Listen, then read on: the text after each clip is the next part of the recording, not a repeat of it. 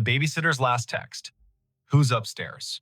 The text came at 9:58 on a wet Friday in early November, the screen lighting the dim kitchen of a craftsman house on Maple Ridge Avenue in the town of Larkspur, Pennsylvania. The babysitter had written only 3 words, spaced as if she had to force her thumbs to move. Who's upstairs? Before we begin, tell me, where are you listening from? And what time is it there? Her name was Ione Kestrel, a college sophomore who took evening jobs to pay for studio art supplies and a public transit pass to the city. She was a quiet soul with a quick wit, the kind of person who noticed the way rain made halos around streetlights and the way children's laughter changed when they grew tired. 2 kids slept under that roof that night, a 6-year-old boy named Briar and his 3-year-old sister named Lark. Their parents, Rowan and Maeve Harrow, had left at 7:15 for an anniversary dinner at a restaurant by the river. The year, if you need to understand the way phones hummed and doorbell cameras watched, was 2019. The house at 42 Maple Ridge was one of those old American stories, built in wood and memory, a deep porch with a swing that complained just enough to be charming, oak floors that spoke out loud when the humidity changed, crown molding thick as a picture frame. At the back, a narrow staircase rose from the mudroom to a short landing, and then up again into the second floor where the bedrooms sat in a row like well-behaved children. At the top of the main stairs, there was a crawl space door that had once led to a linen closet and now led to a barely insulated wedge of attic, hot in summer and sharp with cold in winter, the kind of door that makes a welcome thud when it closes and an unwelcome thud when it doesn't. Before the Harrows left, they did all the small, loving rituals. Maeve set out a plate of sliced apples, a bowl of popcorn, and a note that read, "Help yourself to anything except the scotch." Rowan pointed to the thermostat and said the heat pumps kick on if the temperature dips. Fancy house, but the bones are stubborn. He smiled at Ione in the doorway, hair damp from the drizzle, denim jacket dotted with rain. Text us if the storm knocks the power out. Text us if the kids wake and ask for the song about the lighthouse. Text us even if you think it'll make us look overprotective. It won't. At 7:30, the children were bathed, pajamaed, and nestled into beds that smelled faintly of line-dried sheets. Ione read the lighthouse song twice, and the little girl fell asleep with a hand on the brother's shoulder, a tether strong enough to hold a moon in place. At 8, the dishwasher hummed its modest lullaby. At 8:20, the rain came harder, dropping like a handful of pebbles thrown by a polite intruder. At 8:42, the doorbell camera pinged, announcing a raccoon with ambitions. Ione's phone ticked with messages from a group chat, small bursts of jokes and memes. She answered 2 and then set the phone face down, because she had promised herself she would be the kind of sitter who watched and listened. She put a kettle on. She chose a mug with a hairline crack because hairline cracks reminded her of river maps. She stood at the back window and watched the alley, where a single streetlight blew a cone of yellow onto the wet blacktop like a candle someone had forgotten to snuff. At 9:21, a floorboard spoke upstairs. It was not the sound of a child rolling over and not the polite pop of wood releasing humidity. It was a stepped-on sound, slow and weight-bearing, forward and then a tiny, deliberate back. Ione took one breath, then another. The kettle clicked off. The house returned to its normal choir. She checked the baby monitor screen. 2 small forms slept. The greenish night vision painting dreams onto their faces. She told herself she knew old houses. She told herself wind can make timber say things it doesn't mean. At 9:36, the sound came again, above the kitchen this time, in the hallway between the children's rooms. One step and another. A long pause. Then the faintest scrape, as if someone had scuffed a shoe and then, embarrassed by the sound, tried to rub it out with the sole. The kind of scrape that turns the air thin. Ione lifted the house phone from its cradle because old houses carry old phones like relics. No dial tone because this was 2019 and the landline was a costume. She put it back and picked up her cell. No missed call, no alert from the doorbell camera. She opened the parent's contact, hovered, did not press. First, she would look, she would be careful. She would not give Rowan and Maeve a reason to race home on wet roads unless there was a reason. She climbed the back stairs because they felt less like a stage. Each step was shallow and careful. The rain softened to a hiss. Her breath became a guest she had to host with manners. At the landing, the air grew cooler. She could see down the short hall into the little boy's room, the lighthouse nightlight casting a steerable arc of white. She could see the girl's room door nearly closed, just enough to make a crescent, the way some children like it. She could also see the crawlspace door at the top of the main stairs. It was closed, latch turned. That mattered more than it should have. She waited. Sometimes the house wants to know if you have patience. Sometimes it will reward you with silence. Sometimes it will not. There was a third sound, not a footfall this time, but a breath. Not hers. Not a child's soft, open-mouth exhale, but the kind of breath that pauses at the end like it is tasting the air. It came from the darkness beyond the crawlspace door, except the door was shut. Ione felt the tiny hairs along her forearms confess themselves to fear. She stepped into the boy's room. He slept with his mouth open just a little, lower lip shiny. Good. She stepped to the girl's room. Little Lark had turned onto her stomach, stuffed rabbit tucked under her chin. Good. When Ione moved back into the hall, her eyes caught something at the far end where the light thinned. A strand of damp hair lay across the floorboards, faint as a pencil mark, a single narrow ribbon that did not belong to either child. It glistened. She knelt without thinking and picked it up. Cold. Clean. Long enough to belong to someone grown. She stood up too quickly and steadied herself with a hand on the wall. Her palm pressed into a nail head that had been painted over and sanded down so smooth it felt like a coin. She thought the oddest thought then. If I press that nail in, will the crawlspace door open by itself? She smiled at herself because fear makes even introverts dramatic in their own skulls. She returned to the back stairs, slow and exact, and only when she reached the fourth step from the bottom did she glance at her phone. The time read 9:58. The text she sent herself, as if letting the words exist outside her head could make them smaller, was only 3 words. Who's upstairs? She meant to send it to Rowan. She meant to send it to Maeve. She meant the message as a half-joke with a serious underlayer.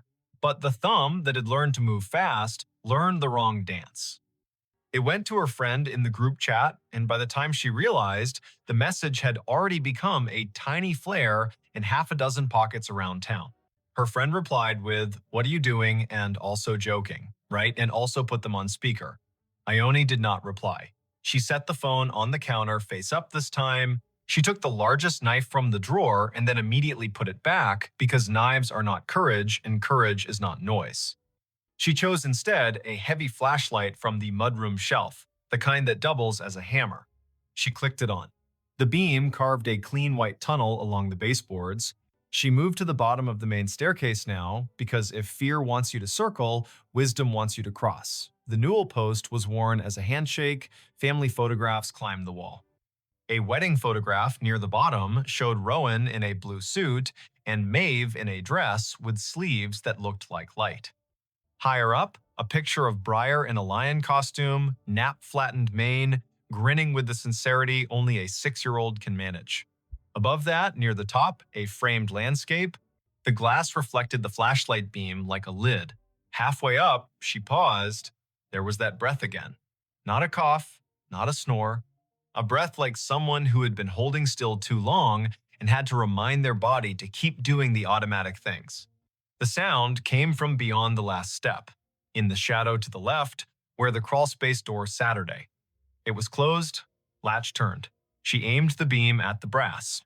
The metal showed a fog that had not been there a minute ago, condensation, from a mouth that had exhaled near it.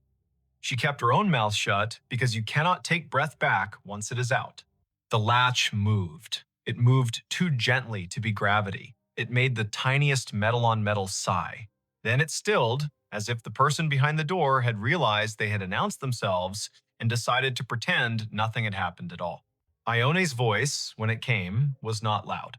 It was firm in the way a music teacher's voice is firm when she asks a child to stop tapping the desk with a pencil. I'm a babysitter. The police are on their way. If you are a neighbor who has made a mistake, this is your chance to leave without me seeing your face. If you are not a neighbor, this is your chance to decide to be one. Nothing moved. But the house did a small thing then. It clicked.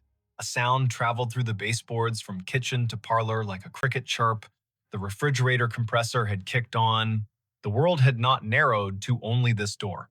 She stepped higher. She brought the beam closer to the latch. She did not touch it. She watched a drop of moisture on the brass slide very slowly toward the handle and then stop, held by a force that did not want to be named. From the children's rooms, nothing. From outside, rain.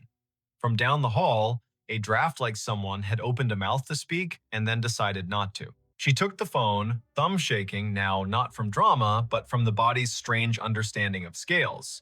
She typed 911 and the call went through on the first chime. The dispatcher answered with a first name and a county. Ione told that calm voice her name, the address, the fact of 2 sleeping children, the fact of a locked door with breath behind it that did not belong to the family. The voice said, "Officers are on the way." The voice said, "Stay on the line." The voice said, "Do not open the door." So she did not. She watched it the way you watch a stage when you know the performer is already in the wings. She told the dispatcher every small thing she saw. The latch is fogged. The brass is pitted near the screw head. The paint around the jamb is chipped the way it chips when someone tries to open a door with a butter knife. The dispatcher asked about the kids, and she told her about the lighthouse song because sometimes the answer to a safety question is a story that proves you are paying attention. It took 6 minutes for the first cruiser to roll into the alley, though those 6 minutes ran long like string you cannot find the end of. 2 officers climbed the porch steps, rang the bell softly out of habit, then tried the knob and announced themselves. Ione walked down the main stairs, not taking her eyes from the crawlspace door, unlatched the front door, and stepped back quickly so the officers could enter. Their names were Officer Tamsin Dupre and Officer Hal Moran. They were young enough to still wear the job like a coat borrowed from a bigger relative, and old enough to know when to keep their weapons holstered because children were sleeping. Ione pointed. The hall was framed now by their bodies and the yellow hallway light and the cleaner light of the flashlight. Officer Dupre nodded, raised a hand to let silence accumulate, and then approached the door with a slowness that reminded Ione of a conductor raising a baton before the first downbeat. Dupre put 2 fingers lightly on the latch and did not move it. She bent, eye to the thin seam between door and jamb. She inhaled. She did not exhale for a count of 3. Then she did, a controlled tide. She mouthed one word to Moran. There. Moran moved with that cop-slow speed that reads as kindness until it becomes a tackle. He positioned himself on the knob side. Dupre took the hinge side. They counted without sound. Moran turned the knob and pulled. The door did not open. Dupre drove her shoulder low into the panel, and the old wood decided to be new and gave with a crack that sounded like an ankle breaking far away. The space beyond was small, angled, cluttered, with things families save because they carry stories in them. A fan with no blade, a suitcase with travel stickers that meant Paris had existed once for someone in this house. 3 plastic bins of children's clothes marked in black marker, a broken chair that had not given up, and a person, folded into the angle between floor and pitch, knees under chin, face turned away from the light, hands empty and ready to lie about it. Dupre said, "Do not move." Moran said, "Show me your hands." The person did not show their hands. They lifted their left shoulder like someone about to stand in a narrow coffin, and then realized there was no way to both stand and not be seen. They kept their face turned. A smell came from the small hot space that was not attic smell. It was sweat and wool and rain and a cologne Ione could not name but would recognize for years in crowds and feel a short-lived lightening in her spine. The person finally shifted enough for the light to catch their cheekbone. Smooth, young, the jawline of someone who still believes they can sneak back to the version of themselves that did not make this choice. Dupree reached. The person flinched, then stilled. Moran took the wrists, quick. Plastic cuffs clicked, and Saturday. The person whispered one word so fast and so quiet, it sounded like a sound and not a word. Please. There are nights when a house rearranges what you know about it. There are nights when law and luck arrive at the same time and dress alike so you cannot tell who deserves the thank you. There are nights when children sleep through the loudest noises and wake to the softest ones. Breyer woke when Officer Dupre gently asked Ione if the boy had a favorite song she could sing while they stepped this stranger past his doorway and into a world that would be, for the stranger, smaller and heavier. Ione sang the lighthouse song, the boy rolled over, the girl sniffed twice, and then reclaimed her rabbit. The name given at the kitchen table later, with the cuffs off and the hands folded around a paper cup of tap water, was Corin Vale. He was 22, a barback at a music venue downtown, a part-time mover for a storage company on the edge of town, a person whose landlord had changed the lock that very afternoon because rent was late again, and who had wandered past the Harrow's house just after 9, watching rain stencil shadows on the porch. He said the front porch light was off, that the back alley light was the kind that made him nervous because it buzzed.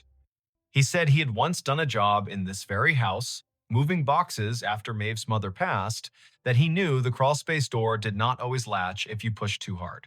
He said all this in a way that sounded like memorized lines. Officer Moran left for a minute and returned with a small bag-tagged chain of custody. Inside, a multi-tool with a narrow flathead blade that would fit under a painted jam and lever it without much damage, a pair of cheap cotton gloves, damp, a folded postcard someone had intended to mail, featuring a lighthouse on the coast of Maine, and a note written in pencil that read, "We are well, love you, see you in December." The postcard had not been addressed yet. Corin looked at the lighthouse as if it had insulted him. "Why?" Officer Dupre asked. "Are you in a crawl space with a multi-tool?" Corin said he wanted to get out of the rain. He said he saw the back door wasn't fully latched. He said he knocked and no one answered. He said he stepped inside to be out of the weather. He said he heard children and then realized he had made a mistake and was trying to hide until he could unmake it. He said he had not gone near the bedrooms. He said he had not taken anything. He said most lies are just a breath away from the truth if you hold the breath long enough. The doorbell camera proved he had never rung. The back door, which Ione had locked after the raccoon, had not been forced, which meant the multi-tool had met the strike plate and learned a new way to talk.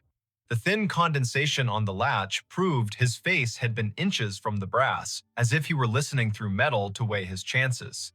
The damp hair on the hallway floor did not match Ione or the children. It matched Corin. The officers did not say poetry out loud, but sometimes evidence makes a poem whether or not you want it. Rowan and Maeve arrived at 10:28, windblown and wet, faces open with fear, and then with the specific relief parents make when they count the number of children and find the number unchanged. Maeve thanked Ione, then thanked Officer Dupre, then thanked the kettle for existing because it gave her hands something to do. Rowan walked to the base of the main stairs and looked up at the crawlspace door and put his hand on the newel post like a man greeting an old friend and apologized under his breath to the house for not knowing it needed him tonight. The rain slowed, the streetlight outside defined every leaf as if auditioning them for a brighter job. Corin Vale sat at the kitchen table and looked smaller and then larger and then smaller again, the way a person does when they realize they have chosen a story they cannot revise. He asked for a lawyer then, as was his right, and the night shifted into a new shape with paperwork and phone calls and the sound of zippers on evidence bags. Later, after the officers had gone and the house had been put back in order with all the rituals humans use to convince themselves the world is knowable, Rowan stood on the porch and stared at the street. A car hissed by, tires whispering on wet asphalt. Somewhere a train declared itself. He turned when Ione stepped onto the porch with 2 mugs of chamomile tea and the brittle, beautiful calm people make after the danger has taken its hands off their shoulders. He said thank you a dozen ways that did not use the word thank. She said, of course a dozen ways. That meant I am shaking on the inside, but I am still here. Maeve joined them, the porch light warming the edges of her hair, and the 3 of them stood in a small triangle like a warning sign no one else would read. When Maeve spoke, her voice had a new floor under it. We will change the locks. We will reinforce that door. We will move the postcard basket. We will install a sensor that turns on a light at the slightest motion. We will do the things that let us sleep. Ione nodded and did not say that sleep would come with its own sounds now. The sound of a breath behind a door. The sound of a latch fogging. The sound of a floorboard speaking the truth. There is a detail the police report will not mention, because police reports must make simple lines out of crooked nights. At 9:59, after sending the text to the wrong chat and before calling emergency services, Ione leaned her forehead against the cool plaster of the stairwell for the space of one heartbeat. She whispered something that was not quite a prayer and not quite a promise. Okay, if someone is up there, I will not be the person who opens the door and invites them in. I will be the person who names the danger out loud. Sometimes that is the whole difference.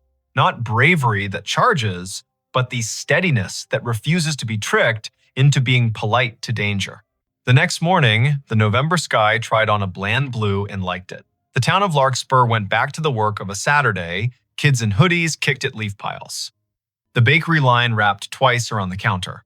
A woman in a gray coat standing by the river thought the water sounded like someone ripping silk very slowly and wondered who she would tell that to. Ione slept past noon and woke to a peanut butter text from Maeve, which read in that shaky grammar of gratitude, "Come by for dinner anytime. And also, I found your denim jacket on the porch swing. And also, there will be pie tonight if you want pie." She smiled and answered with too many thank yous and one yes to pie. She showered longer than she needed to, stood still in the water in a way that made time into a warm curtain, then dressed in gently clean clothes that smelled like detergent and a future. When she stepped outside, the air had that crisp, crisp edge. That means the first hard frost has already visited and left behind a postcard of itself on every windshield. Maple Ridge Avenue looked like an old movie taught to speak color. She walked past houses that had their curtains open a little wider than usual, past neighbors who held eye contact just a second longer, the way people do when the story has almost become a myth and they want to remind themselves it is still shaped like a person. On the Harrow's porch, there were new screws in the latch. The crawlspace door upstairs had a length of wood screwed diagonally across it like a stern eyebrow. A small motion sensor had been installed in the hall. It blinked a polite green and then went to sleep. The kids were in socks, sliding across the floor, laughing the laugh that children make the morning after a storm when the yard is new again. Rowan handed Ione a slice of apple pie on a paper plate and said again what he had said the night before, but with the daylight, making his voice warmer. You kept your head, you called, you stayed steady. That is the whole job sometimes. We will tell people that part when we tell them the story. Not who he was, not what he said, not the smell. We will tell them you named the danger and didn't let it decide your speed. The town told the story in its own ways. The newspaper, which had been saved from extinction by a stubborn editor named Lita Quinn, wrote a piece with the careful headline, "Babysitter's Quick Thinking Leads to Arrest in Overnight Burglary Attempt." The group chat learned, gently from Ione herself, that sometimes jokes congeal into myths, and myths can be mean. At the music venue, a bartender wiped the length of the bar 3 times, then once more, then stopped. At the storage company, a supervisor stared at a stack of moving blankets and tried to add up what the numbers meant about people. There is not a moral here, sharp and so clean it can cut bread. There is not an ending where everyone claps and the house resumes being only a house. There remains a door with a new diagonal board and screws that will loosen over time and be tightened again. There remains a boy who will ask, on a night 2 weeks later when rain drums the gutter, "Can you sing the lighthouse song one more time?" And a girl who will say, not the part where the foghorn sounds, that part sounds like a giant in the crawlspace. There remains a young man named Corin, whose first court date will arrive with a sky the exact color of the alley light, and who will have to decide whether to say the word sorry to the ceiling or to the faces in the room. At 9:58 on some future night, a phone will light in some other kitchen in some other town, and a person will type 3 words spaced out as if their thumbs had to be convinced. Who's upstairs? If you are that person, hear this story as a map of breath. Name the danger, make the call, keep your voice exactly as loud as it needs to be and no louder. Stand where you can see doors and hallways. Carry light. Remember that a latch that fogs is a sentence the house is trying to say. Let the sentence finish. If you are listening from a city, may the traffic outside be ordinary and honest. If you are listening from a farmhouse that knows every creek by its first name, May the wind be the only guest tonight. If you are listening in a small apartment where the neighbor's footsteps already live in your ceiling, may you learn the grammar of each tread so well that the first strange syllable tells you exactly what to do. The babysitter's last text was a question pointed upstairs, but the real end of the story is how she answered all the other questions pointed at her. Will you panic? Will you try to be polite when the moment calls for clear? Will you open a door because silence asked sweetly? She chose no, no, and no. She chose the shape of a steady voice on a thin line. She chose to be the reason the house could go back to being only wood and memory.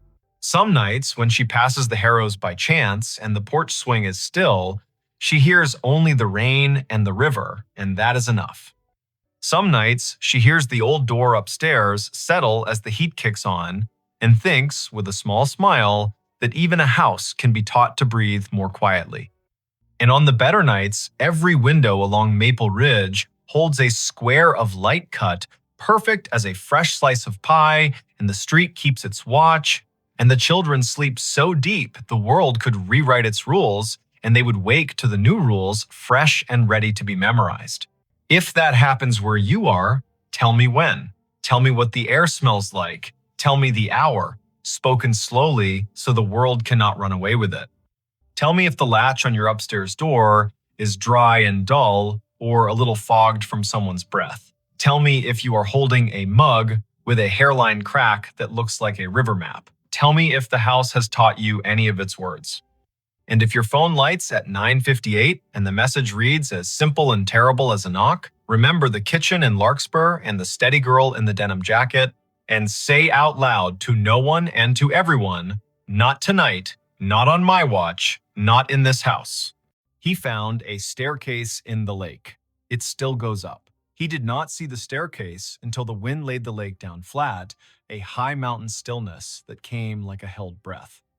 It was late afternoon on Fontana Lake in western North Carolina, where drowned hills wear water like a borrowed coat, and the concrete dam throws a cold shadow that teaches you to look twice.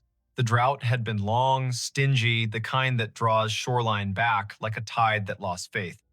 Ansel Rook, 39, a surveyor who liked boats better than offices, let his rented skiff idle and watched the pale slope of silt with its driftwood teeth. Then the light tipped, and a line of gray stone showed under the green, not random at all, steps as even as counted breaths, leading up from water toward nothing that should exist. Before we begin, tell me, where are you listening from, and what time is it there? That October, 2022, the Smokies stood sharp against a sky the color of rinsed linen. The air smelled of leaf duff and gasoline and the faraway tang of rain that was always a rumor this year and rarely a fact. Ansel had driven out from Bryson City after lunch with a paper cup of coffee and a coil of measuring tape because the county had asked for photos of exposed foundations along the North Shore. The maps they kept were honest but out of date, and the lake was telling different stories every week. He wore a windbreaker the color of old blueberries, a hat with a frayed bill, and the face of a man who does not mind being alone if the work has edges. He cut the motor and drifted. The steps began in green water a little deeper than a tall man's reach, the lake clear enough in that pocket to show the top 3 treads before light blurred into bottle glass. They continued above the surface, slick with algae at the line where water had been yesterday, then dry, then dusty, another dozen risers marching toward a slash of bank where saplings clawed at loose dirt. There was no porch, no house, no landing where a hand might reach for a knob, just a staircase that went up and then kept going as if the air were a hallway no one had told it how to be. Ansel nosed the bow toward the steps and let the skiff kiss the lowest dry riser. The hull made a hollow sound he heard in his knees. He stood, tested his balance, and stepped onto the first stone. It held. He took another. The risers were a hair shorter than modern code, built for legs from a different century. He climbed 10, then 11, then 12, a little more than a story, in a house that had learned to take weather as a sermon. He stopped where the steps met an absence and laid his hand on the sidewall that ran up either side like bones. Mortared fieldstone, careful work, the kind that starts with winter in mind. He looked back. The lake held his boat like a hand holds a toy. The dam stood off to the west, all angles and utility, its face unreadable. A loon called once far out, the syllable slanted and old. The stare made no answer, and that felt like an answer. He took out his phone. No signal, which is how stories get their chances. He knelt and ran his fingers over scrape marks in the treads where feet had once taught stone to be polite. He brushed silt from a riser with the cuff of his jacket and uncovered a line of letters someone had cut with a chisel and a spare hour. Willow Gap. The name felt right in the mouth. The steps had belonged to a place on a hillside that no longer agreed to exist. A truck rumbled on the scenic road above the tree line, then faded. Ansel stood. He is not a dramatic man, not a man who says the word haunted when the word history will do, but he felt a little movement in his scalp when his boot tried the next tread up and met nothing it could trust.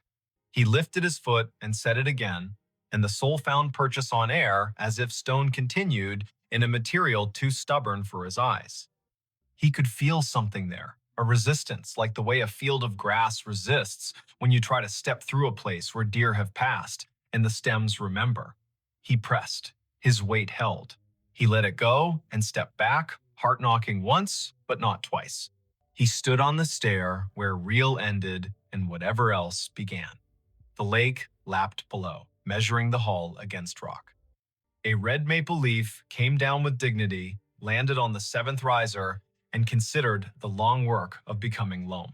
Ansel took a breath. He is a man who trusts second looks. He took one.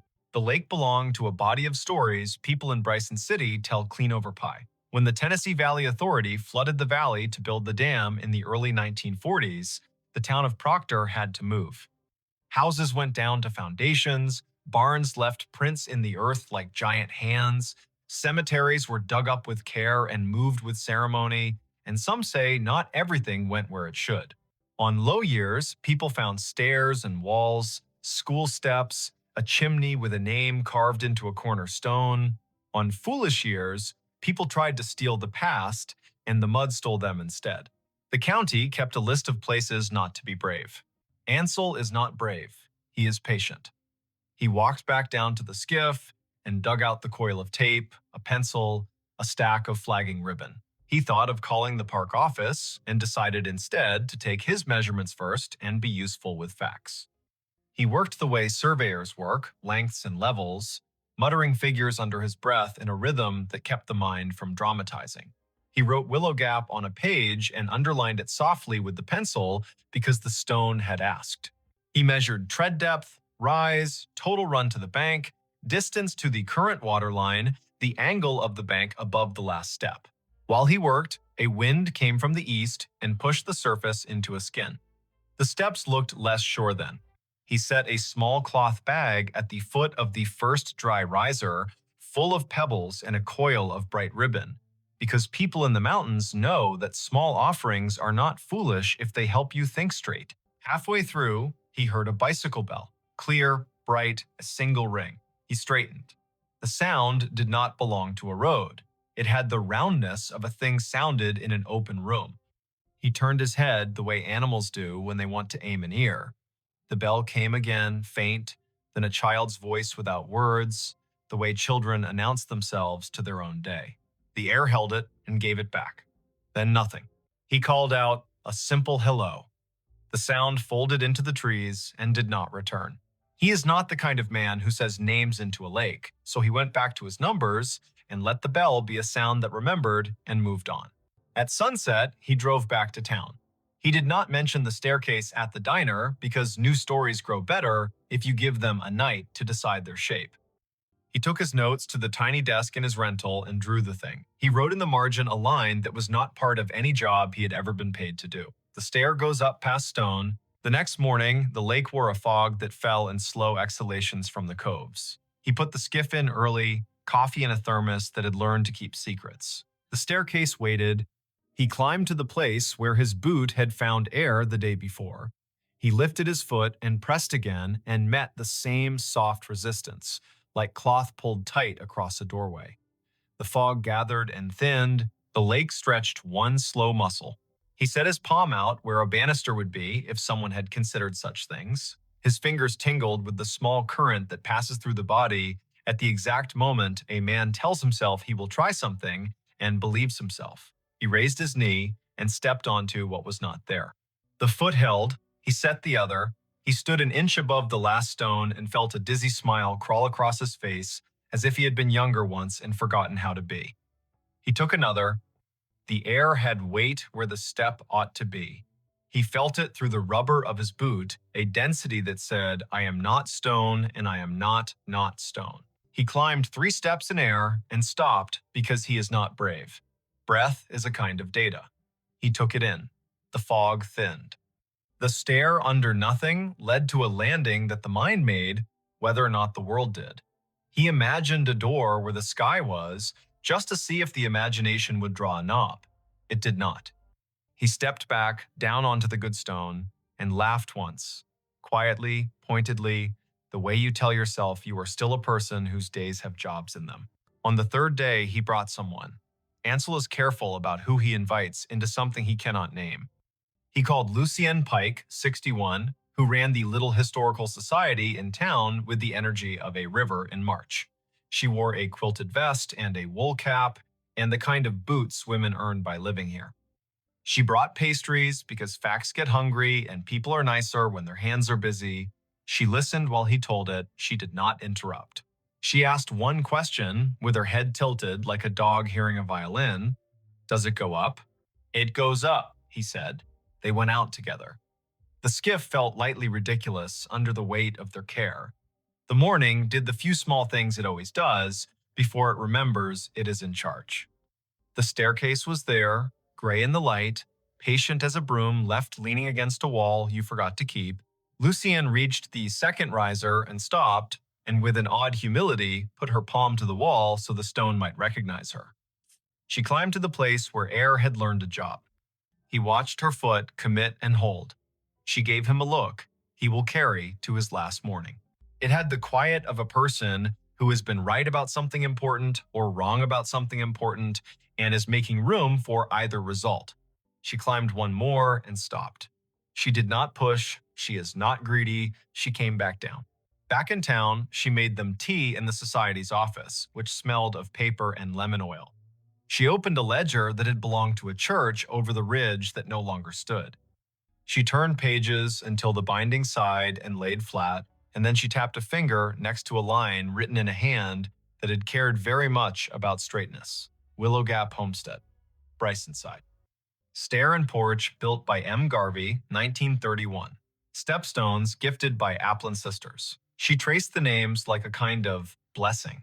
People give names so the ground will keep them without bitterness, she said. Ansel told her about the bicycle bell, about the child voice that had no words. She nodded once, an economy that could hold an encyclopedia behind it. They found a photo in a folder of houses drowned to make the dam, a woman in a light summer dress halfway up a stair with a baby at her hip, and a boy of about 6 sitting on the landing with a tin pail, watching the photographer with straight seriousness. The steps were the same, the wall the same, the angle of the hillside the same, the lake not yet there to argue. Lucienne tapped a pencil against the margin of the picture and said the thing that opened the room. My grandmother told me she saw the army men come to measure in 38. She said a man from Willow Gap told them he would build his stair to the sky if it meant the water would have to think twice. She said he whistled while he worked, and his boy rode a bicycle so fast it learned the curve of the road and kept taking it when the road turned into a path and the path turned into a trail and the trail turned into someone's memory of a trail. She smiled with one side of her face. I think you found where the whistling goes. That night, Ansel dreamed slow water and a boy's bell moving away just fast enough to be allowed. He woke before dawn with rain, finally practicing its lines on the roof. He left the boat on the trailer and took the road along the river to the dam because seeing the thing that made the change is sometimes a cure. The dam looked itself, muscle and worry. Men in hard hats wave the way men wave when their hands are busy with ladders and they still have manners. The sky had put its gray coat back on. The rain lasted 2 full days. The 3rd day broke open into a light that could make a shuttered room reconsider. He took the skiff out at noon. The lake had risen a hand's width and drawn a green lip on the lower steps. He climbed again. The air steps remained, not drowned by a little more water, not meek. He stood on the third invisible tread and spoke toward the place where a door might be. Not loudly, not foolishly. "Hello," he said. Then, because the air had made him braver than he ought to be, he added, "I can bring your names back to where people can see them." The lake answered the way lakes answer, by being present with everything around them without offering comment. He sat on the fourth stone step and ate the pastry Lucienne had tucked into his pocket, as if she had known he would forget to eat. He tried the air with his palm again and felt, for just a fraction of heart rhythm, a shape moved across it that was not his hand at all. The story traveled the way stories travel when they are useful. Not online, not yet. In town, over paper cups, in line at the post office, at the walk-in barber with the fish calendar 3 years behind. People gave him their versions. A woman who remembered a man who remembered seeing a parade of porches floating like rafts past the bend when the first flood came. An old man with a face like a woodcut who said he used to fish off a stone stair when his father was alive, and that if you whistled the tune that man used, you could make the bobber nod.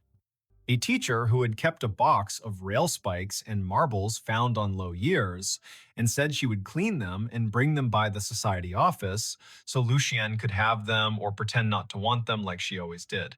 In late October, with 2 hard frosts behind them, the county asked Ansel to guide a ranger and a structural engineer to the site.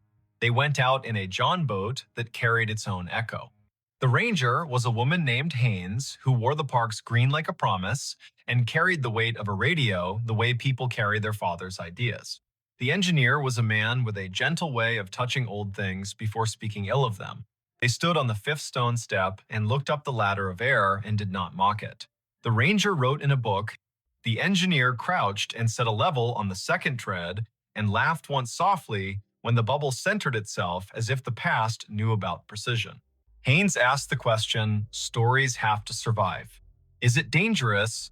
Ansel shrugged in a way that held 3 chapters. "It is dangerous the way memory is dangerous," he said. "It makes people want to keep climbing. It is dangerous the way stairs are when you forget you have a body with limits. It is not dangerous the way an alligator is, or a bar fight." They set 3 stakes in the bank and tied flagging ribbon between, a line that told people who had to approach that someone else had been wise before them. Haynes asked for a sign, the simple kind that reads caution and does not attempt poetry. Ansel offered to come and keep an eye some afternoons when he had work nearby. She wrote his cell number in her book and tucked the pencil behind her ear in a way his mother would have liked. In early November, a fog rolled in low and forgot to leave. The lake became a page erased and written over, erased again. School buses turned their lights on at noon. The mountain that wears the dam as a decoration hid its fine line. Ansel kept away because the fog makes men do things they forgive themselves for later, and a man ought to reduce his opportunities for forgiveness if he can. On the first clear morning after, he went out early and found 2 objects on the 4th stone step that could not have gotten there by falling. A bicycle bell, rusted but round, the striker frozen in a kind of kindness, and a tin pail, the exact wrong size for anything useful, dented where a boy might have clapped it to make the sound bigger. He touched neither. He sat down. He greeted them with his breath in line, the way you greet animals that have decided to be near you. At 10, Lucienne arrived with a thermos and 2 paper cups and the sort of force field that keeps good men from doing dumb things for no reason. She looked at the bell and the pail and did not pretend not to see them. She took photos that did not flatter the light and said the names in the ledger once: Lowe, Garvey, Applin, Willow Gap. She did not say a boy. She did not say a child.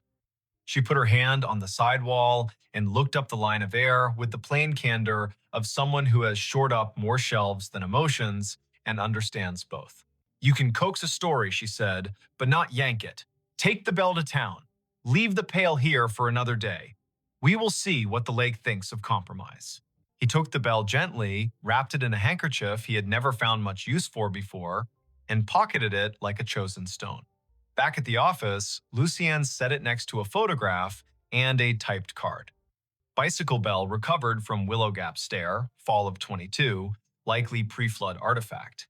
On the card, a second line in pencil for people who read too fast. The stair goes up.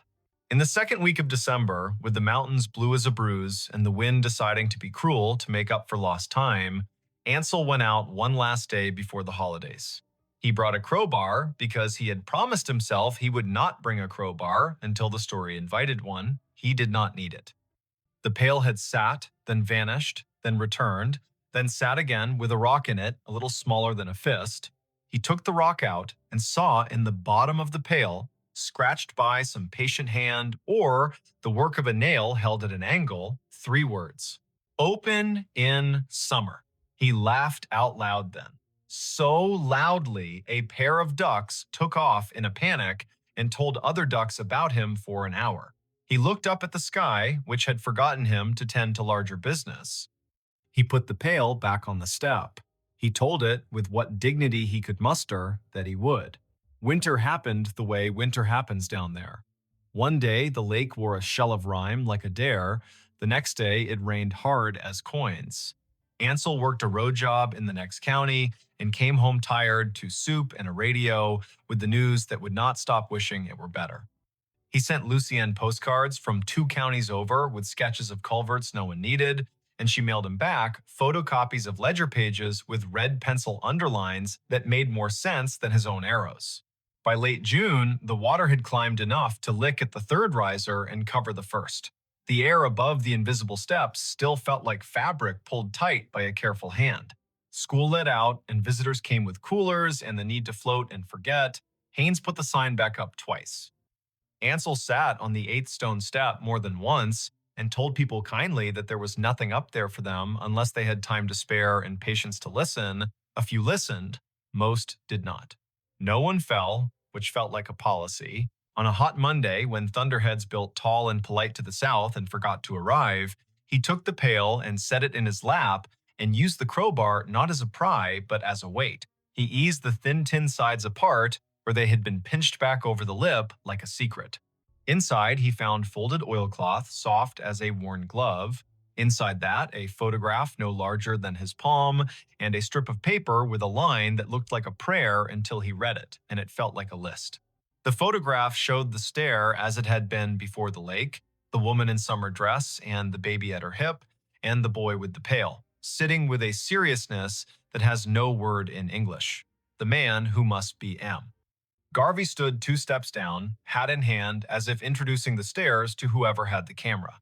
Behind them, the ridge wore its trees in a confidence the mountains teach. On the back, in careful letters, someone had written, "So you remember how we looked when the water was a rumor."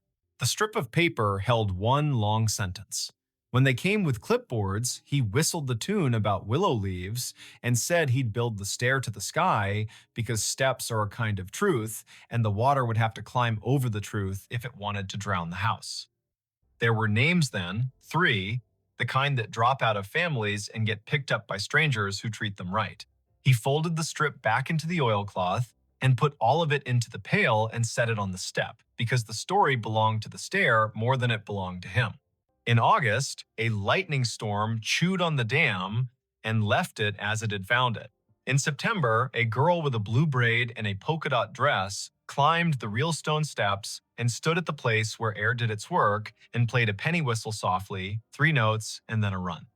Her grandmother sat on the 2nd step and wiped her cheeks with a tissue she pretended was for sweat. Lucienne watched from the bank with a composure she had purchased fairly over years of deciding when to speak and when to file. Haynes wrote a note in her book that read in an unsentimental hand, "Leave space here." The last time Ansel went before the rains came back for real, he climbed onto the 3rd invisible tread and set his palm out at the height of a child's head. He did not feel breath. He felt pressure. A small, exact pressure like the world confirming a measurement you would have sworn was off by just enough to drive you mad. He closed his eyes and saw the boy on the landing with the pail and the bell. He saw a woman take the last 2 steps at a practical pace, baby on hip. He saw a man look out at a hillside that had just become a lake and refused to let the stair be anything but stairs. He opened his eyes, and the lake went on being a lake. There is not a larger lesson he can give you from this, except the one he wrote in the margin of his notebook after the second week, a sentence he did not quite understand then and understands in the small of his back now. Not everything drowned. Some things learn to keep their shape in the air and wait for your foot. If you go to Fontana when the water is down and the wind minds its manners, you can find the stair if you ask the right person and you promise not to hurry. It will be there, the way durable things are there, honest about their age, unwilling to entertain your stunts. You can put your boot on the third step and feel something that does not owe you an explanation hold you anyway. You can look up at the sky and decide there is a door or decide there isn't, and the stair will permit either decision. You can listen for a bicycle bell and you may hear a loon instead, and that will be enough. If you tell the story afterward, tell it the way lakes prefer, with pauses, with dates spoken out loud so the years remember they are not just numbers, with names because names weigh the right things down. Say Willow Gap, say Garvey, say Applin, say a boy, though the paper does not give him to you. Say a woman moving with a baby on her hip and a list in her head and a refusal to shame the stairs with panic. Say a man who whistled a leaf tune and believed in steps the way people believe in scripture, not as decoration, but as an instruction on how to move the body when the body wants to quit. And if you find yourself on a day when the wind drops and the water stills, and you are offered the choice to test a step that does not belong to stone, ask your breath first. Make it even. Set your palm where a rail would be. Put your weight down like a promise. If it holds, climb one and stop. The air prefers people who do not need to conquer it to feel tall. Leave something small on the fifth step. A ribbon, a marble, a bell that waited in a drawer too long. Walk back down and let the day close the drawer. The stair will keep going up whether you are there to witness the miracle of plain persistence or not. That is how some things survive the flood. They decide to be their own house. They decide to be the part of the house you cannot drown. Neighbors heard a piano at 3 amperes. The house was empty. Neighbors heard it first at 3 in the morning. A piano coming through the thin savanna fog, like a voice behind gauze. Bright, deliberate, not a practice scale, but a song shaped by hands that knew what they were asking the instrument to feel. Windows glowed weakly along Jones Street. Porch fans turned lazily, pushing warm air that smelled like iron and rain. The music came from number 119, the Carpenter House, which stood empty, locked, listed, and waiting. Before we begin, tell me, where are you listening from, and what time is it there? The year was 2019. Late August, heat pressing the city flat. The Carpenter House had been vacant since early summer after an estate sale peeled it of rugs and lamps and the porcelain spaniel that used to guard the hearth. The last owner, a retired piano teacher named Odile Carpenter, had passed in late spring. Her nieces lived up in North Carolina, good people by all accounts, but too far away to keep fresh flowers on the mantle. Realtors came and went with their careful smiles. Contractors measured crown molding and murmured about old wiring. But at 3 in the morning, the house was nobody's, and then very suddenly, everyone's. Caius Mercer lived across the street in an apartment above a bookstore that smelled like paper and cedar oil. He was 37, a sign painter by trade, a listener by habit. At 3:02, he stepped onto his balcony with a glass of water and a small, unreasonable hope that the sound would be a radio left on in a passing car. It wasn't. It had the weight of wood and felt and string. It had the soft, percussive bloom that only happens when hammers strike and then get out of the way. He thought of the names of pieces like someone reciting Saints, Nocturne, Arabesque, Consolation, and then recognized the one it was. Claire de Lune played a hair slower than most, with crescendos that rose like someone standing up carefully from an old chair. He could hear the rubato in the right hand, the left hand anchoring, a conversation between patience and longing. The melody reached for the air over Forsyth Park and came back with a question. Caius put on shoes. On the sidewalk, humidity wrapped him in a damp shawl. Moths battered the street lamp. Down the block, a delivery truck sighed at a stop sign. The music continued. Not perfect, not sloppy. Human.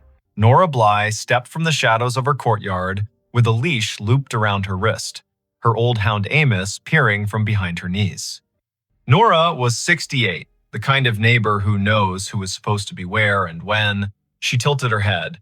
Your radio. Her voice made it a question. Or is that in the house? It's in the house, Caius said, and the words made the night hold itself differently. They were not the only ones. Mr. Patel from the corner bodega came up the steps wiping flour from his hands because insomnia likes small projects, and he had been making dough for morning pastries. On the second floor of a yellow clapboard place, a girl in a college sweatshirt cracked her window and frowned. An Uber drifted past and slowed. Even the driver leaned, listening. At 3:08, Nora called it in. She had a way with dispatchers, polite, precise, impossible to ignore. House is listed vacant, number 119 Jones. We have audible music consistent with a live piano. We are gathering out front. Please send a unit to clear the property. She gave her name, spelled it, gave her number, spelled it, and ended the call with thank you in a tone that made the words into a promise. 2 patrol cars rolled up at 3:17. Blue lights turned low, so they watched the houses in a suggestion instead of a demand. Officer Malik Rhodes took the steps 2 at a time, his hair braided neatly, a scar like a grace note at the corner of his mouth. Behind him came Officer Laurie Fenwick, steady and compact, the kind of person who never lost track of where the nearest door was. They paused at the front door. The music did not pause. In the short stillness between measures, you could hear the damp city breathing. Let me try the realtor box first, Fenwick said. Odil's nieces had left a lockbox hooked to the iron rail. Fenwick called the on-call number posted on the yard sign, woke a man named Barrett, whose voice came up out of sleep like a diver out of deep water, and got the code. She opened the box, palmed the key, glanced at Rhodes. He nodded. She unlocked the door. Inside, the air moved in waves. The foyer smelled like lemon oil and old paper. A staircase curved up like a question mark. To the left, the front parlor opened wide, and there, by the tall window, sat the piano that had not found a buyer. A Nabe Grand, walnut, its lid propped, its harp gleaming like a good secret. The bench was pulled out, the fallboard was up. No one sat there. But the song did not stop. Rhodes stepped closer, palms open, as if approaching an animal. Fenwick circled wide, eyes on corners and thresholds. Rhodes leaned and looked under the body of the piano the way a child looks under a bed. Empty. No pedals depressed. No one hiding. The music flowed with the serene confidence of someone who had forgotten to be afraid. The keys moved. Not all of them, just the ones the melody asked for, but they moved as surely as if struck by fingers. Rhodes watched a middle C rise and fall. He put his hand near the key, not touching, feeling only the movement of warm air. He swallowed. His throat made a sound like a small door closing. Player mechanism, Mr. Patel whispered from the doorway, half hopeful. Some have rolls hidden in the belly. Rhodes eased the bench back with his shin and lifted the front panel below the keys. Inside, felted hammers, whips, jacks, springs, everything that makes a grand, no motor, no roll. No belts, just the old generous mechanics of wood and intention. He let the panel fall softly back into place. The music reached the place where the melody thins into light. Fenwick walked the ground floor with calm hands and an efficient gaze. Dining room empty, kitchen empty, pantry empty, back door closed, latched, chain intact, powder room lonely and clean. Upstairs, a short hall with 2 bedrooms and a study. She went up. Caius waited in the foyer, pulse in his wrists. The house sighed the way old houses do when strangers put weight on old boards. A ceiling ticked.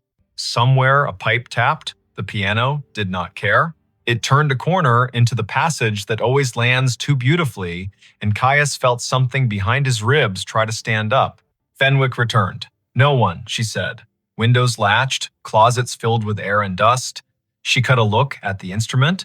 The song decelerated like a train entering a station and came to its hush of an ending. The final chord hung and softened and then quiet. They all stood there for the kind of moment that takes its shoes off before it enters a room. Savannah shifted outside. Moths performed their soft violence at the glass. Across the street, a cat made a decision and took it back. Rhodes ran his hand along the piano's cheek as if it were a horse. He said, "I'm going to log this as an unsecured property check, no suspect found, no damage, no sign of forced entry. We'll notify the realtor to have a locksmith rekey and to secure the back windows." He looked at Nora. "We can sit on the block a while. If it plays again, call." Nora nodded. She had that way of nodding that promises she will do more than that. At 4, the block slept with one eye open. At 5, milk trucks wrote their notes on the morning. By 7, Rhodes had told the story to a sergeant who smiled with one corner of his mouth and said, "The city has old bones. Let it have old songs." By 11, Barrett had a locksmith on a ladder checking sashes and pins. At noon, a pair of teenagers in black shirts, tagged with the name of a moving company, carried a rolled rug out to a van and joked too loudly about ghosts the way kids do when they hope fear will think they're busy and pass them by. That night, at 3:01, the music began again. Not Debussy. The opening was older, the cadence stiffer, a Bach sarabande measured like footsteps on a tile floor. Slow, precise, inevitable. Neighbors emerged as if called by the same small bell. Caius took the steps 2 at a time. Nora did not bother with shoes. Officer Rhodes arrived inside 3 minutes, not even pretending he had not parked around the corner to make it easier to be the kind of cop he wanted to be. They found the same room, the same instrument, the same absence of anyone at all. The keys rose and fell, a metronome's mind and a prayer's heart. Rhodes stood at the tail, hand on the rim, feeling the sympathetic thrum in his palm. He mouthed to Fenwick, "You feel that?" and she nodded, jaw tight. When the sarabande ended, there was a brief, polite silence, as if the empty room expected applause. The house had a history, of course. In Savannah, houses accumulate story the way live oaks gather Spanish moss, one breath, and you are clothed in what came before you. Odile Carpenter had bought the nave in 1974 with her first real paycheck from the conservatory where she taught. She had trained generations of children to curve their fingers like gentle pals, to count out loud, to breathe through nerves. She had hosted small recitals in the front parlor, little boys in stiff collars, little girls with bows that smiled even when they didn't. Caius knew this because in the weeks after the second night, he took to visiting old Mrs. Beaumont on the next block, who had been Odile's friend since summer dresses cost less than a bus ticket. He brought her ginger tea, she brought him names. Odile did not marry, Mrs. Beaumont said, with the complicated pride some women use to say a woman chose herself. Odile did not need to. She kept afternoons for students and evenings for pieces she wanted to meet again. If you heard music after midnight, it was because her mind had decided to go walking and her hands did not want her to go alone. Caius asked about family, about nieces, about anyone who might have keys. Mrs. Beaumont leaned back. The nieces did right by her. But Odile's real legacy is in the wrists of children, who can now make a room ask for mercy. She smiled. If the house is playing at 3, maybe it's just remembering how to talk. The third night brought rain hard enough to erase chalk from sidewalks. The piano began at 3:04 with something American copland, maybe open and upright as a prairie. The left-hand octaves came like fence posts along a road. Rhodes stood in the hall, dripping on the polished heart pine, and felt the hair along his arms think the thought it thinks before it stands. The sound was too clear, too present, to be a speaker hidden somewhere. He pressed his ear against the underside of the keyboard, reckless and gentle all at once, and listened there. He heard woodworking, felt creak and give. He pulled back and swallowed rain. Fenwick called the lab, not because lab techs solve hauntings, but because she trusted men and women who make their living saying, "This is a fact and this is not." The lab sent a sound engineer on the 4th night. He arrived with a small case and an undramatic face, set up microphones, and mapped the way the sound bloomed in the room. He traced it like a weather system. He shook his head, not unhappily. It's a piano, all right. It's hammers striking strings. The waveforms don't lie. He gestured at the action, the fallboard, the keys. If it isn't a person, it's a mechanism I have never met. You'd think it was a player, Mr. Patel offered again, stubborn as a superstition that used to keep you safe. But where's the roll? Nora crouched and put her palm flat on the bare floor in front of the lyre, breath held like a child listening to a secret inside a seashell. She looked up. Feel that. They all did. Not a vibration exactly, more like a miniature version of thunder when it is far and polite. As if the house were a body with a heart beating very, very softly. Caius began to arrive early, at 2:45, with a folding chair and a thermos. He took notes in a small pad he used when hand-lettering menus for restaurants. Tempo, pace, weather, number of listeners. He discovered that the set lists, if that is what they were, made a kind of sense. Debussy the first night, liquid and moonbitten, Bach the second, exacting and austere, American the third, shoulders back. On the fifth night came Chopin, a nocturne in E minor that stepped like someone finding their way through their own house in the dark without turning on the light. On the sixth, Satie, that famous gymnopédie that sounds like someone remembering a conversation and only later realizing what they should have said. On the seventh night, the piano did not play. At 3 o'clock, the block held its breath, and then, shy or wise, let it go. Caius packed his chair, embarrassed at his own hope. Nora turned on her porch light and then, half smiling, turned it back off.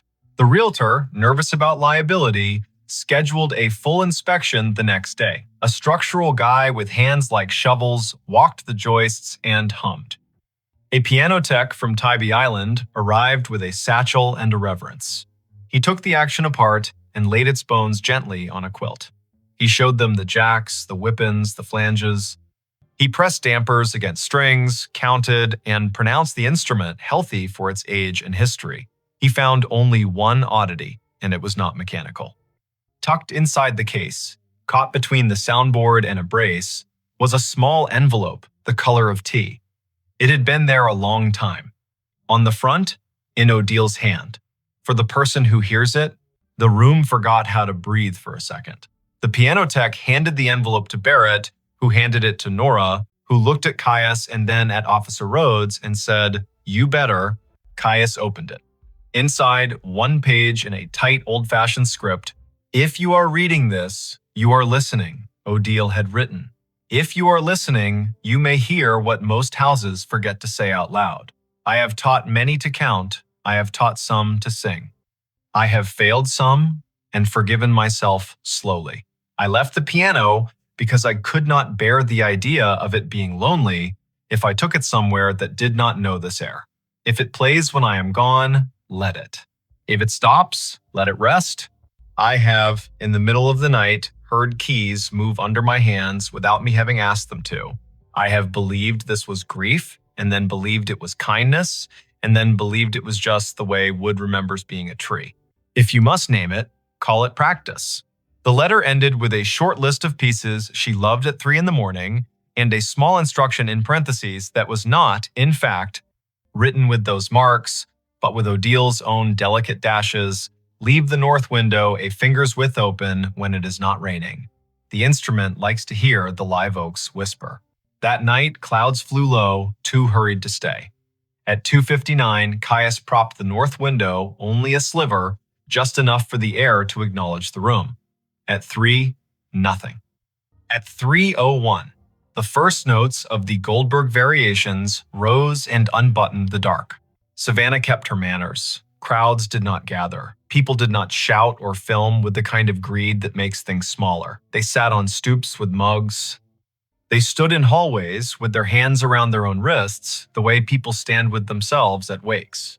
The police came when called, then stayed uncalled.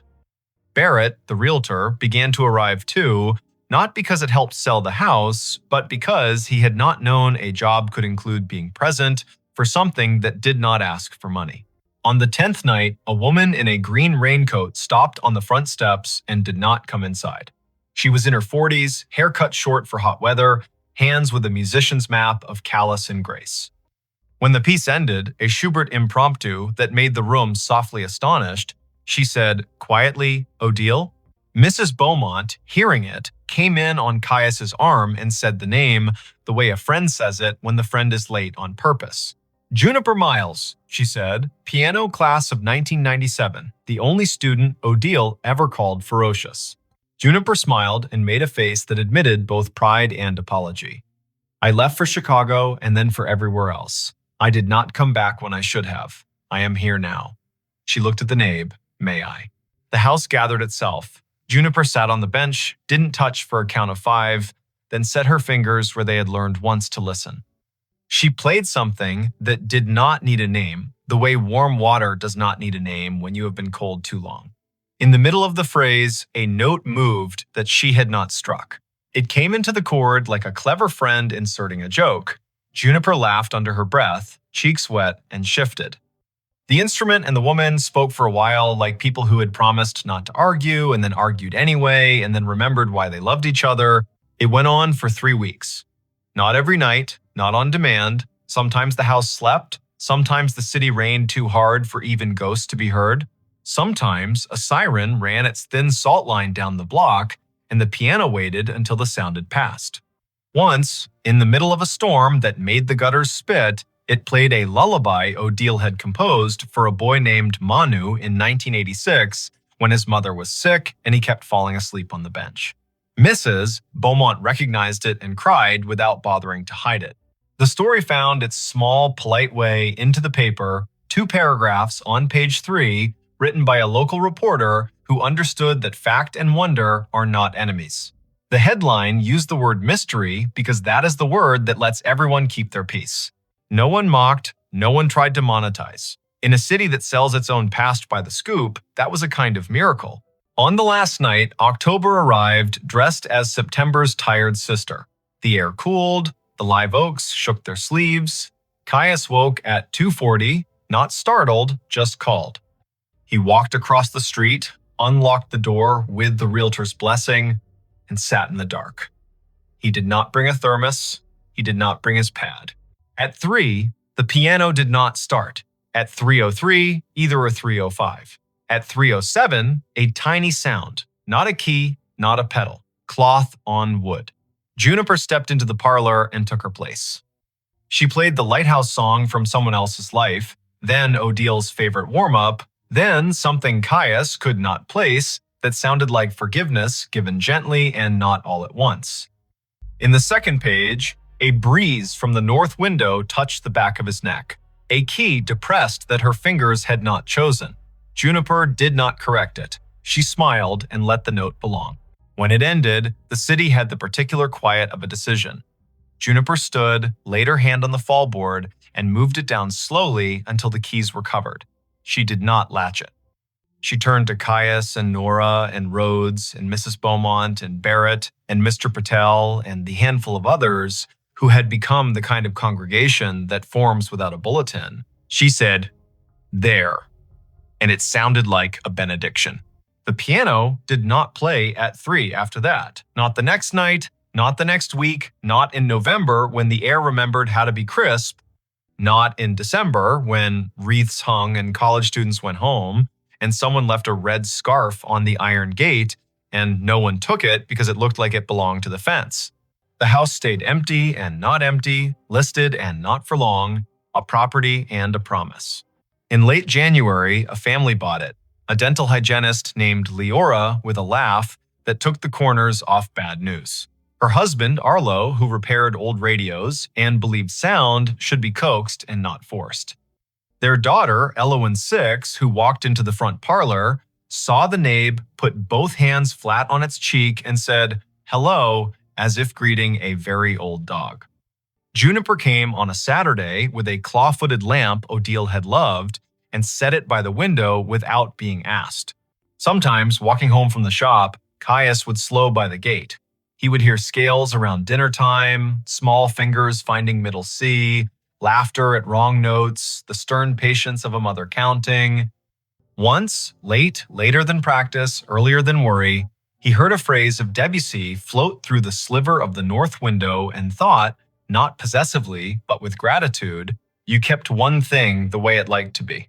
Every now and then, at 3 in the morning, he would wake, because the body remembers the hour it learned to lean forward. He would listen. The city would give him what the city gives, A siren's shrug, a train's whisper, the far scrape of a palm frond on a gutter. He would not hear the piano. He would hear instead that quieter, deeper thing. A house that had been asked to keep a story and had kept it as long as it needed keeping, and then, with good manners and a bow, set it down. If you ever pass Jones Street near 3, look up. Someone might be washing a glass, someone might be turning a page. Someone might be dreaming a tune with their hands open on the covers. And in number 119, a girl might be asleep on the sofa with sheet music like a blanket, the north window left a finger's width open, the live oaks telling secrets in a language no one invented and everyone somehow understands. You could say nothing happened here. A vacant house made noise until it didn't. Keys moved and then they were still. Or you could say a small piece of the world did its best impression of grace and a few ordinary people showed up in time to hear it. Both things can be true. Both are enough. Wherever you are, whatever hour your own house favors, if you hear a song that has no source, let it finish, then wait one breath longer than you think you need. Sometimes, in that extra beat, you will feel the floor answer the air the way a body answers its name. And if you cannot name it, if the sensible part of you demands a mechanism, call it practice. Then stand in the doorway and be the kind of neighbor who listens.